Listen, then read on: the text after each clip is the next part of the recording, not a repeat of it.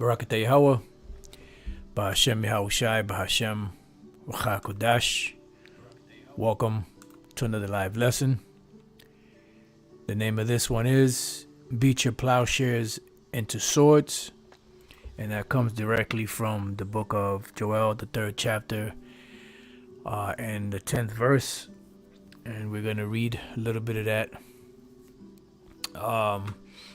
This lesson is pretty much inspired through a video I was watching earlier, which I have up here on the screen, which I have this particular video and some of the video and the other links I have there are in the description box for those that want to, get deeper into it or look it up yourself.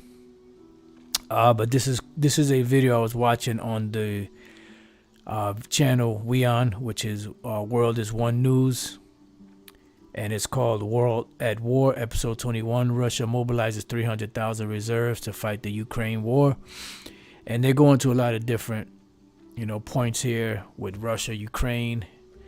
I believe they mentioned Myanmar and other, just pretty much war in general. As the name of their series is World at War. And pretty much what I wanted to focus on somewhat on this lesson, Lord's will, is on the benefit, I guess, for lack of better words, or the business of war. And as you can see here, when you start, you could watch the whole thing, is 24 minutes, 20 seconds long. But when you start at 5 minute and around the 5 minute 27 second mark into the 7 minute and 5th second mark, that goes into this whole who's benefiting from these wars around the world. And here you have bonanza for defense companies. Then you have biggest British defense company. And you see that their stock prices jumped 4.7%, and then they have another one, a French one, so on and so forth. And it gives you Lockheed Martin and other large corporations that are benefiting off of, off of war pretty much. Which leads us to a quote and actually a book and a speech that General Smedley Butler wrote, and a speech that he made and a book that he wrote called War is a Racket. Says it's a speech and a 1935 short book by Smedley D. Butler, a retired United States Marine Corps Major General and 2-time Medal of Honor recipient. Based on his career military experience, Butler discusses how business interests commercially benefit from warfare. He had been appointed commanding officer of the Gendarmerie during the 1915 to 1934 United States occupation of Haiti. So pretty much, his whole synopsis and scenario that he took away was that war pretty much is a racket. It's a money-making scheme, and that's the actual book. And the bottom line is, in this money-making scheme, you have to ask that question, is who benefits, which is a term, cui bono. It says, to whom is it a benefit? Is a Latin phrase about identifying crime suspects. It expresses the view that crimes are often committed to benefit their perpetrators, especially financially. And that's pretty much the whole deal. Now, here I have an actual PDF file, which I put in the description box, of a book from the Pentagon. It says Profits of War, Corporate Beneficiaries of the P911 Pentagon Spending Surge, William D. Hartung. This is an actual book that they have out there. I just typed in Profits of War or something like that. I forget exactly how I put it. And this book came up. So I'm going to read a little bit of it. I had to read like in a I can't read it verbatim because I don't know if they're going to strike it. So I'm just trying to walk through this gingerly. It says Table 1 Pentagon Prime contracts issued to the top 5 weapons contractors fiscal year 2019 and fiscal year 2020 in billions. You have here 2019 and 2020, and then you have billions. You have Lockheed Martin, Raytheon, General Dynamics, Boeing, Northrop Grumman. And you can see there 47.1 billion just in 2019 and 75.2 billion in 2020. And you can see all the rest of them, billions of dollars that these corporations are making off of, selling weapons for this war. And that's not to, speak about everything else, all of the other stuff that, you got to have, showers, you got to have tanks, you got to have, well, that goes into this stuff here, but you got to have all kind of stuff, food, and all of that. So they're getting paid. It says who benefits, and that goes with the cui bono. I want to jump down.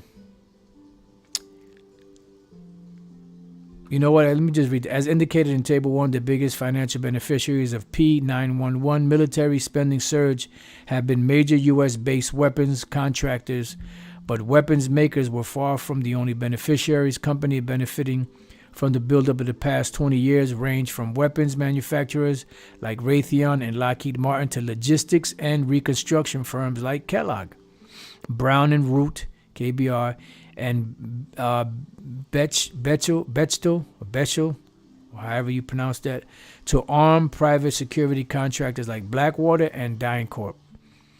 And it goes on and on and on. It says 3 ways to profit. Companies profit from a war economy in at least 3 ways: logistics and reconstruction, private security contracting, and supplying weapons. As demonstrated below, numerous companies took advantage of wartime conditions, which require speed of delivery and often involves less rigorous oversight, to overcharge the government or engage in outright fraud. Then, it goes on and on. I didn't read any of this. This kind of what caught my eye right here. So like I said, I put this in the description box. So if any brother is interested in looking into it, it gives you graphs.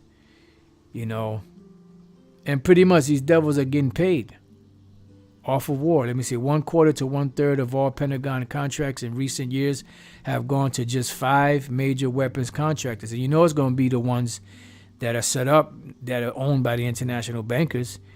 Ain't no mom and pop, going to get up in there to for any of this stuff.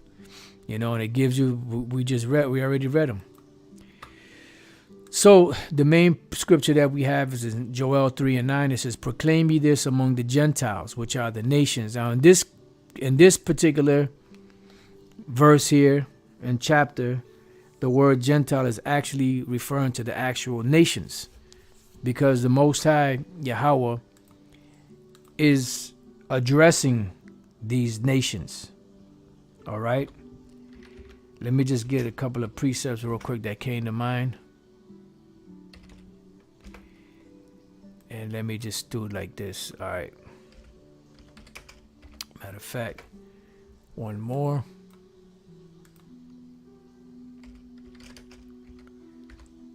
So we have Jeremiah 1:4.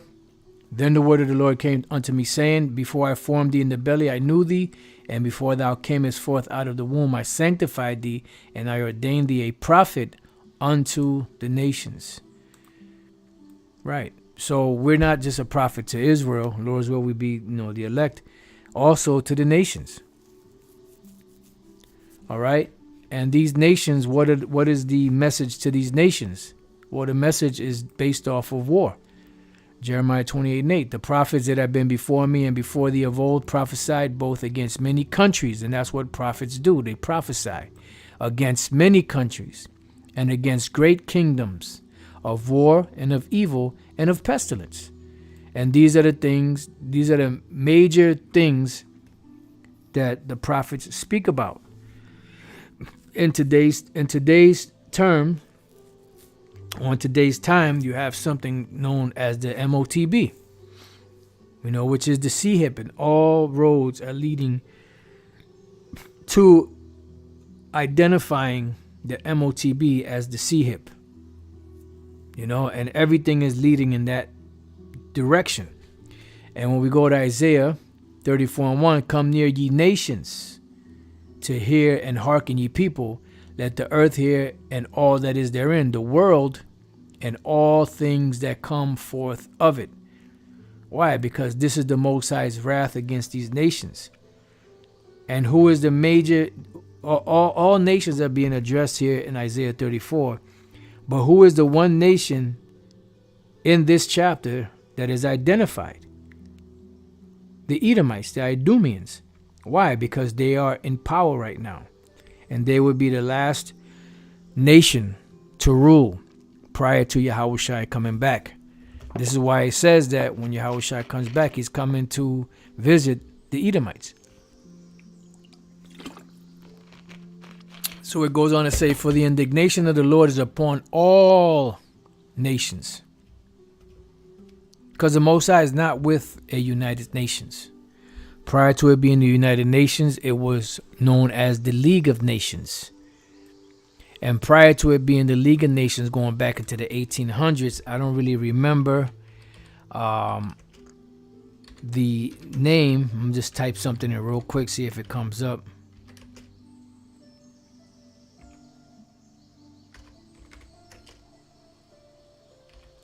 Let me just see if what comes up.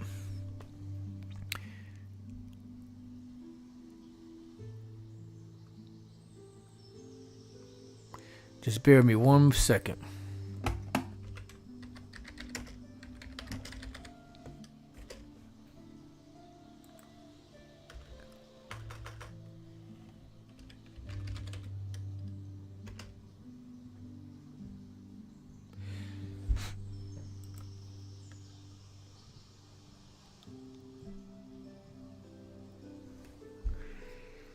Yeah, there was another one. I can't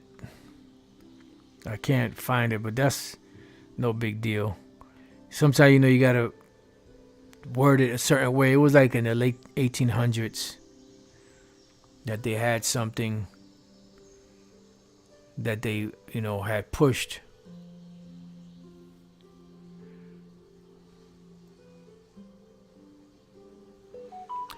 But no big deal. You brothers could look it up. I know I've seen it before, but I just can't. United Nations is the one after. Brother KDC put United Nations. That's the one after, because the League of Nations was the early 1900s. The United Nations was after. What was that? I forget what year it was actually established.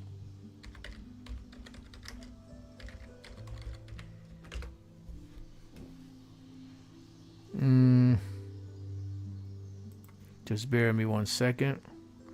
24th of October 1945, it looks like.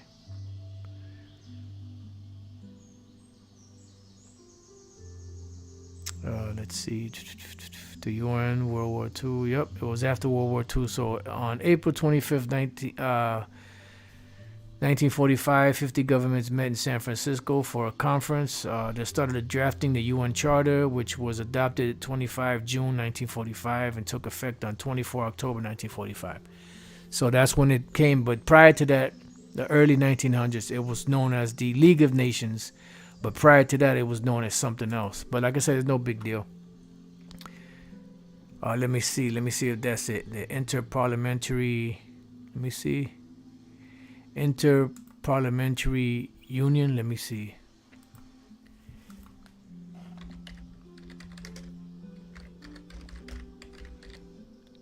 Parliamentary Union.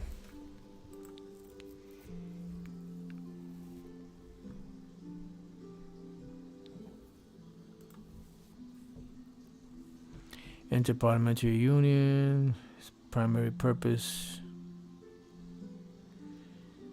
Let me see. The IPU facilities, the international, including Permanent Court of Arbitration, the League of Nations, the United Nations is also sponsored and takes.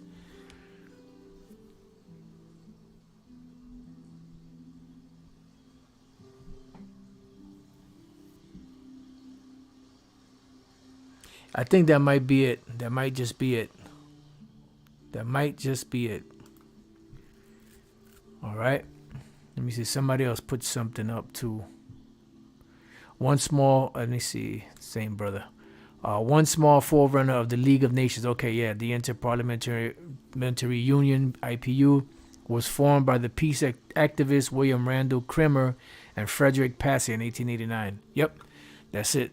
Brother got it. Hey, you brothers are fast, quick, fast, in a hurry. All right, so going back, it says, for the indignation of the Lord is upon all nations, and his fury upon all their armies. Right, and that's what the Lord is coming to do. This is why when Yahushua comes back, he's coming back with Michael the archangel and the rest of the angels and the chariots to do battle with these devils. And that's why I said that that their place was found no more in heaven, because they're not going up into the sky anymore. You know, only the Israelites will be able to do something like that. So as far as them, you know, being the prince of the power of the air and governing the airwaves and flying and, you know, telling people what to do and, you know, causing, you know, certain so-called no-fly zones and all that, that ain't going to happen. You know, when Yahushua comes back and knocks them out of the sky, that's going to be it for them in the sky, on the earth, period. That begins the first day of their downward spiral. In other words, once they go down that day, the next step is the international bankers and whatever stragglers are around the world be carted into slavery. And then after their 1,000 years of hardcore slavery, they're going to be rounded up and burnt up, pursuant to Obadiah. It says, he hath utterly destroyed them. He hath delivered them to the slaughter. So this message is to all of these nations and their armies, their militaries. And that's all we see what's going on right now. The amassing of these armies over there in the Middle East. It says, proclaim ye this among the Gentiles, prepare war. Right, because war is being prepared. You have wars, you have rumors of wars, you know. But nevertheless, they are being put into place prior to the Lord coming back, sending his son back. This is why in Isaiah 13, it says in the 4th verse, the noise of a multitude in the mountains, like as of a great people, a tumultuous noise of the kingdoms of the nations gathered together. The Lord of hosts mustereth the hosts of the battle. And this is what the Lord is doing. He's mustering the hosts of the battle. Because he is the Lord of Sabaoth, meaning the Lord of the armies. You know, he has many armies.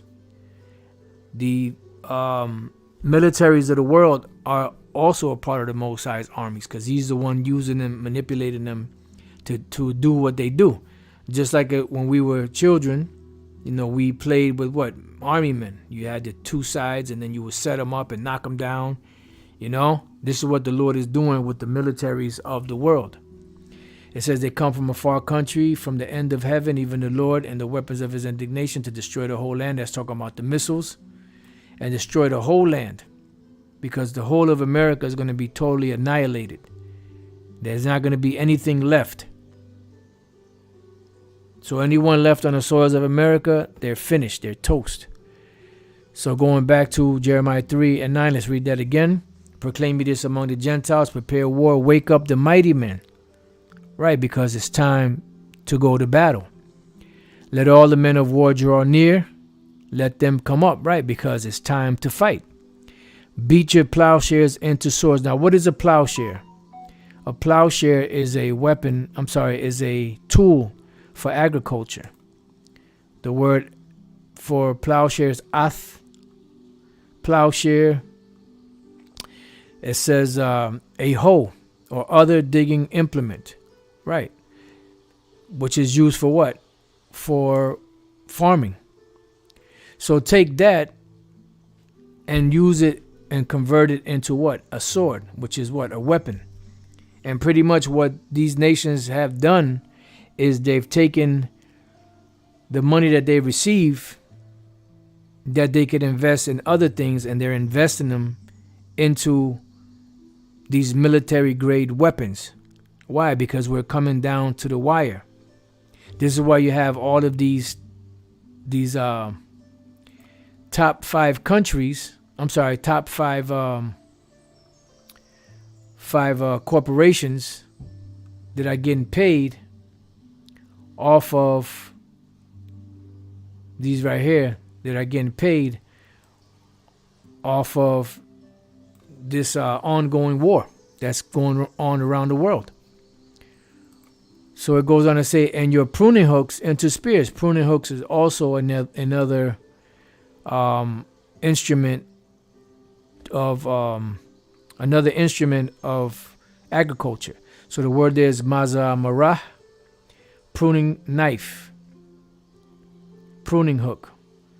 Let's see what comes up when we look up pruning hook. Those of you brothers that are into, any type of agriculture. A cutting tool used for pruning, consisting of a hook blade on a long handle, like a what is that called? There we go. It's like a garden tool. There you go, the garden tool. And this is to do what? The sickle. Like they say, the hammer and the sickle. This is to cut down the harvest.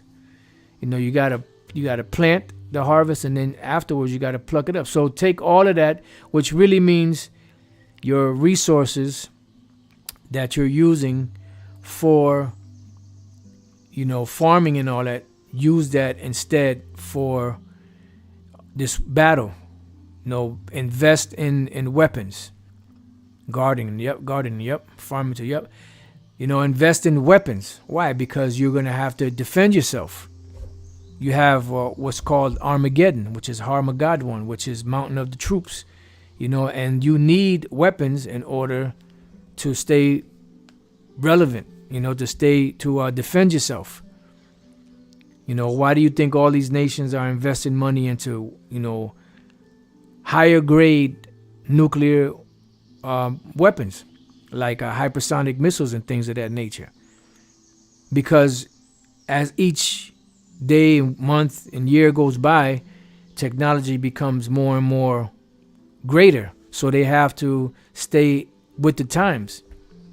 Otherwise, they're going to fall behind, and then they're not going to have the latest weaponry to defend themselves. And that's pretty much what they're doing. It says, assemble yourselves and come, all ye heathen, and gather yourselves together round about. Thither cause thy mighty ones to come down, O Lord, Yahweh Bashem El-Shai. Because in the midst of this battle, this third world's war, the angels are going to be sent. Yahweh Shai and the angels are going to be sent. And they're coming to do one thing, is to kick Esau's ass and the other nations' asses. So it says, let the heathen be wakened. Why? Because it's time for the prophecies to be fulfilled. Once the prophecy goes past the time that it's supposed to be fulfilled, it's in motion. It's speaking. Just like it says in Habakkuk, the 2nd chapter. And come up to the valley of Jehoshaphat. Now, what is Jehoshaphat? When you go into the Hebrew, it's Yahweh Shaphat. It's a compound word. Yahweh, the Most High's name. Shaphat means judgment. So Yahweh's judgment. So this area over there, which they call the so-called Middle East and those surrounding areas around there, that is known biblically as Yahweh Shaphat, or the Most High's judgment. Because that's where he's going to judge these nations through their militaries for what they've done to the nation of Israel. All you got to do is read the whole book of Isaiah, the 34th chapter, and it tells you, how the Lord is going to do this because of the controversy of Zion. It says, for there will I sit to judge all the heathen round about. Right. And this is how the Lord is judging them, by these wars. And this is why he gave them all of that technology, so that they can fight this battle. And then when they're fighting this battle and Yahweh Shai and the angels come, they're going to leave that battle and try to fight against the Lord. And then the Lord is just going to eviscerate them. Put ye in the sickle. See? The sickle should be another term for a pruning hook. Let's see if it's the same word. Nope, it's a different word. Magal, sickle. It should come up. Yep, see? A short-handed handled farming tool with a semicircular blade used for cutting grain, lopping, or trimming. Right. And that's pretty much what. So take that. Pretty much. So let me see. Put ye in the sickle, for the harvest is ripe. And this sickle here is talking about, the harvest that's coming, which is the end of the world. So once it's time to go to reap, the Lord is going to let it loose. When you read Revelation, the 14th chapter, the latter verses, it goes into that. It goes into that harvest. The grapes being Esau, the nations, the Israelites that the Lord is going to destroy. That's them. And that's what's coming. This great harvest. Because remember, in Matthew 13, it says the harvest is the end of the world. Matter of fact, oh man, the brother just put it up. Beautiful. Revelation 14:16, and he that sat on the cloud thrust in his sickle on the earth, and the earth was reaped. See, beautiful. Brothers are on point, man. That's beautiful, man. That's a beautiful thing. It says, come, get you down, for the press is full. What does it mean the press is full? Meaning it's ripe. It's ready to go. And once it's full, that's when the threshing begins. Because you had the threshing floors. You had your grapes. You throw your grapes in there. And once you fill the floor up, what's the next step? Stomp the grapes to get all of the juices out of it. It says the fats overflow, meaning that the floor is full. That you can't put nothing else. It's so full that it's falling over. And pretty much America's almost at that point. This is why once they finish really they passed that point. But once they really push this last thing, which they're doing right now, which is the MOTB, which is the CHIP, that's when things will start moving along a lot faster. Because now as the infrastructure is the infrastructure is in place for the MOTB, you see these wars popping off here and there, the militaries being amassed over there, the arsenals being stacked. They're getting ready because a great war is coming, which in this society they call World War III. The scriptures call it World War III also. So it says, for the press is full, the fats overflow, for their wickedness is great. Right. And what happened back then, going back during the time of Noah and his sons and their wives, the earth and man on earth became so wicked that the Most High destroyed the earth by way of a flood. So in this time, the wickedness is so great. Now it's time to thresh this place, again, but this time by fire, which is the second death. All right. So it says multitudes in the valley of decision, which that goes hand in hand with Armageddon.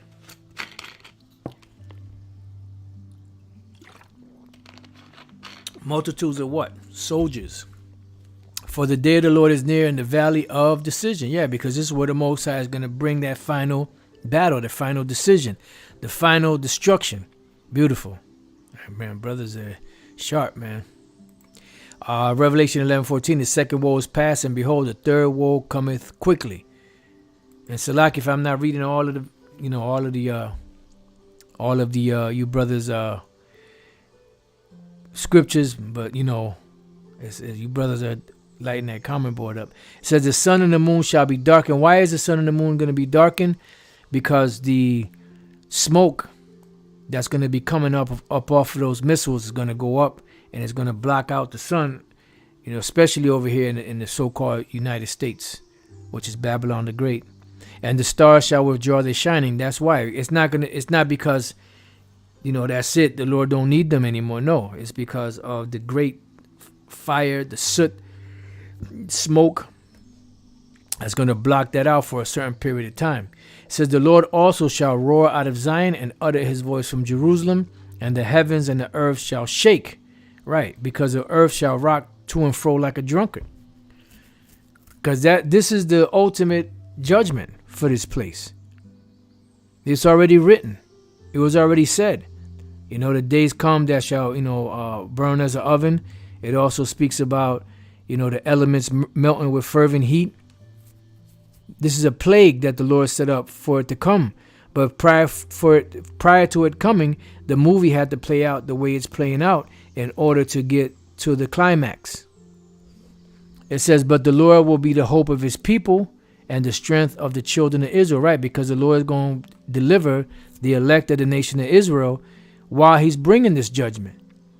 So it's going to be a great day, because in the midst of all that destruction, there's going to be also a great deliverance. You know? And there's never ever been a time like this ever in the history. So when it comes, it's going to be something that's going to be memorable throughout the ages. The same way we talk about, the flood and King David and all that, all the men and the great things that happened in the past, is the same way that all of this is going to be spoken about when the kingdom of heaven is established. When the new book of Acts be written, just like it was written back then. And I remember the apostles mentioning that, in the past, that there's going to be like a new book of Acts written when the kingdom of heaven is established, because you're going to have books. There's going to be documented history of all that took place in these times. It'll be written forever. Just like we pick up the scriptures and we read about, Achan, or we read about King Saul, or we read about King David, or we read about Moses, or we read about Jericho, or we read about, things that Yahushua did, things that the apostles did, so on and so forth. Everything that's going on now is going to be written also. How Gad suffered what they suffered, the Judah, Benjamin, Levi suffered what they suffered, everything leading up to it, certain things that the Lord wants written down when the kingdom of heaven is established. That's right, USA is that forbidden zone. That's right. This is the forbidden zone. This is why when he strove off or rode off on that horse through the desert, he rode off in the desert with a horse with no name. And he came to the realization that he was still on earth, and that where he was standing was America. And in part 2, the second part of that, Beneath the Planet of the Apes, they show you a scene where the other dude was underground and they were actually in the subway in New York. Because these devils know that this place is going to be destroyed. They have the scriptures, they have the prophets, and they also get visions of these things. So it says, so shall you know that I am the Lord your power, dwelling in Zion, my holy mountain. Then shall Jerusalem be holy, and there shall what? No strangers pass through her anymore. Wait a minute, that's future prophecy, vocab. Because the prophecy states that this is what Yahushua said. Matter of fact, let's go to the red letter. Right here in Luke 21:24, it says, and they shall fall by the edge of the sword. This goes back to 70 AD, when Jake fell under the hands of the Romans, and shall be led away captive into all nations, and that happened. And Jerusalem shall be trodden down of the Gentiles, the other nations, until the time of the Gentiles be fulfilled, meaning until their time is up. Until the Lord said, that's it. It's over. This is the last straw, and boom. And he brings an end to these nations. And never ever again will any nation tread on or make their tent, so to speak, on the land of Israel, anywhere in there. So that's why it says here, it says, then shall Jerusalem be holy, and there shall no strangers pass through her anymore. Wow. That's heavy. So those two precepts go hand in hand. So this is a future prophecy. So what the hell is vocab talking about? That the nations in the kingdom and all that, no, the nations in the kingdom, they're going to be slaves, dog. And the word there is zawar, which was an actual heathen. The word zawar and the word nakar. Those are two words for the actual strangers. Some cases, very, very minute times, it refers to the Israelites. But for the most part, 99.9% of the time, it's talking about the other nations, depending on the context of the scripture. In this context, it's talking about the other nations. So how in the hell is when the kingdom is established, there's no strangers going to pass through her anymore? How in the hell are the nations going to be saved? So it says, and it shall come to pass in that day that the mountains shall drop down new wine. Yeah, because everything is going to be refreshed. And the hills shall flow with milk. Yeah, because it's going to be a new day, but it's going to be totally different than what it is now. And all the rivers of Judah shall flow with water, and the fountain shall come forth of the house of the Lord, and shall water the valley of Shittim. Because there's not going to be any droughts. The earth is going to be filled with the knowledge of the Lord. Yahweh. They're going to know his name. They're going to know his son's name. They're going to know his people. And that big cloud and veil that was cast over all people is going to be taken away fully off of everybody. Egypt shall be a desolation, and Edom shall be a desolation. This is dealing with America. Because the land of Egypt, which belongs to the Egyptians or Mizraim, they're going to be set back up in their lands after they serve their captivity. Egypt shall be a desolation, and Edom shall be a desolate wilderness. This place is going to be totally finished. For the violence against the children of Judah, because they have shed innocent blood in their land. See? So America is going to be totally wiped off the map. But Judah shall dwell forever, and Jerusalem from generation to generation.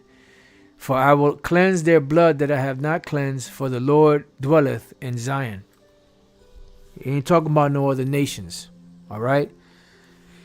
So pretty much, this has been Beat Your Plowshares into Swords. You got the video. You get a chance, you should watch it. It's good information in it. You have this is just kind of short. This is just pretty much a book and a speech that General Smedley Butler wrote and spoke and wrote, called War is a Racket. You got Cui Bono, which who benefits, and then you have this PDF file of the agency, not the agencies, the corporations that are benefiting off of this war, off these continuous wars. So with that, I pray that you brothers and few sisters have been edified. And to the next time, I say shalom.